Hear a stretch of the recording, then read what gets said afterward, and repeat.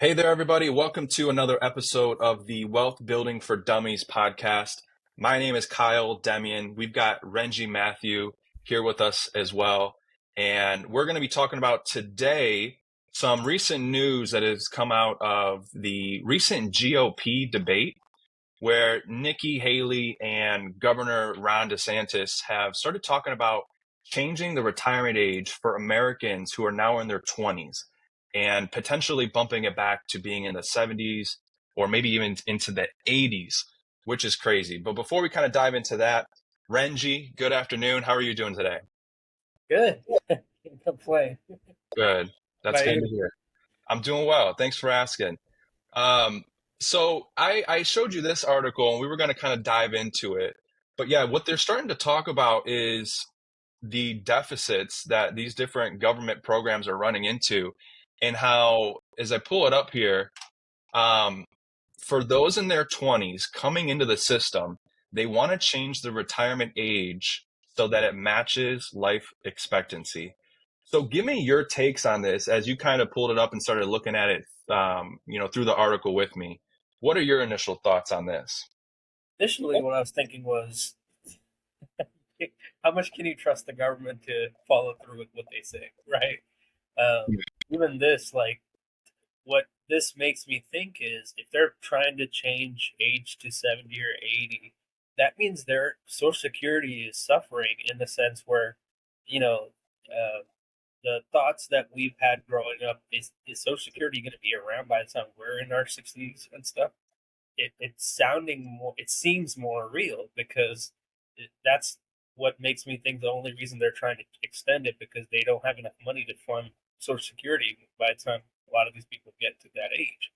So more so while we talk about not to depend on the government but to set up your own passive income stuff so that when whatever the government, whoever's in control, whoever's making the laws and rules and stuff, if you have everything set up, you don't have to worry about what they're doing. Yeah, 100%.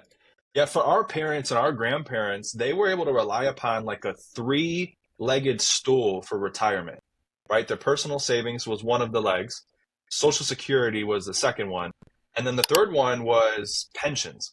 And we already know what's happened to pensions. Those are almost becoming, extinct nowadays. And then Social Security is what a lot of people have to rely upon if their personal savings aren't up to par what they should be. So this article talks about how if I scroll down here, yeah, there's different people in the Republican Party that want to raise the minimum age of Social Security to 70, 75, or even 80 in some cases. And then they're out to cut Medicare to a level that will no longer be recognizable. So to me, this is crazy because they're talking about for people in their 20s, this is still 40, 50 years, 60 years away if they go into their 80s. Like they're already making these changes now, but there's still 50 years that are going to have to pass to even determine if they keep on bumping the age back, If they don't So by so then. it's going to become more and more on us as individuals to increase our personal savings, Yep. right? And to take control of our retirement. Otherwise, there may be a day where we never get to retire and we're literally working until the day that we die. So that's why we talk so much about don't rely upon the government. Start your saving now, start your investing now while you're young, and especially while you have time on your side. The biggest benefit to starting young for your savings is the time that you give your money for compound interest and for growth. And, Renji, is there anything that you want to add on to that for you?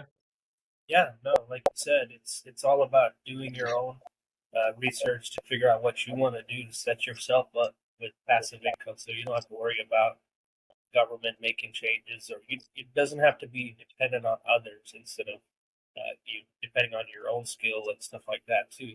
And going back to the pension plans, I think this is something we've talked about. Yeah, they're it's not much you see anymore about pension plans unless you work for governments and stuff like that. But we talk to people all the time that are interested in setting up their own pension plans, which we can do that. That's something that you can do. You don't have to depend on the government for that or your jobs for that. That's something. There are plans out there that people can have, just like the old pension plans where you have the guaranteed lifetime income, market protection, all that stuff. So, do you want to kind of go into that a little bit, Kyle? Yeah, so setting up your own personal pension is something that's available to really just about anybody, especially if you've already saved up money into a 401k or an IRA. And if you're under the age of 59 and a half, you can only set it up if you're no longer working with your employer. So if it's an old 401k, if it's an IRA, you have control of that because it's an individual retirement account and you can roll it over into something like a personal pension account. If you're still working with your employer, you can't set up your own personal pension until you're the age of 59 and a half in most circumstances and scenarios. So with that, just like traditional pensions, why did people love pensions in the first place? The number one factor was just the benefit of guaranteed lifelong income. Doesn't matter what the market's doing. Doesn't matter if you're going through 2008 and the market's down 40%. Your money, your income is guaranteed. In most scenarios, your asset is protected from market loss. And when the market is doing well and it's increasing, so is your money inside of your personal pension account. So these can make sense for a lot of people that are maybe more risk adverse. They don't want to deal with the ups and downs of the markets, and they don't want their retirement account to look like a roller coaster going up and down. They'd rather it look like a staircase where it's going up, maybe levels off if the market's declining, goes back up again, levels off if the market's declining. And like these are real solutions and scenarios that are out there. You just have to know what to look for, who to talk to, and what's available to you, really. And we've talked about it before on this podcast, but money wasn't taught to us in schools. So a lot of the times you have to take your own initiative to go out and learn about these things, or to work with people that know about these options, or work with a financial advisor, or a retirement planner, and so forth and so on. So, did I miss anything on that? I think I covered it, right? No, yeah, you're right. Okay. Kyle mentioned, these pension plans work just like an IRA, but the difference is that there's a floor, so you don't ever lose money, and you can have guaranteed income and all that stuff. So we say all this to say, don't depend on the government for everything. Set up your own plans and think about what you want to do for your future, for your kids' future, your future generations to come. Because what you do, every action you take now, can can set up for the rest of your life. One of my favorite quotes from one of my favorite movies is Gladiator. What you do now can echo in eternity. That's a powerful quote, but that's true. I like that. Whatever you do now can echo eternity to come, all your kids, your future generations. So, what are you going to do to set up for your future and your family's financial future? Absolutely.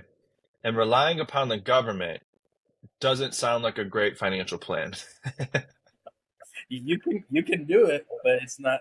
It's probably not going to be the Yeah, way you want it to be. yeah, I'm with you. Well, cool. Well, I think we covered it pretty well. Was there anything else that you kind of wanted to end with for today's show then? No, I think we covered pretty much what we can for that, especially when it comes to that article. Awesome. Perfect. I'm with you. Awesome. Well, thank you guys for tuning in and viewing another show of the Wealth Building for Dummies podcast. Like I said, my name is Kyle Demian. You can follow me on Instagram at Kyle Demian. On TikTok is going to be at Academy spelled with a K. And Renji, where can people connect with and chat with you more if they want to reach out? Same. There's Instagram and TikTok. It's called Regimens with the Z at the end, like Benjamin, but with the Regiment. There we go. But yeah, Awesome. Sounds good. Well, as always, be sure to like and subscribe. Leave your comments and your thoughts below. And if we could ever be of any assistance to you, don't hesitate to reach out. That's what we're here for. Have a good one. see ya.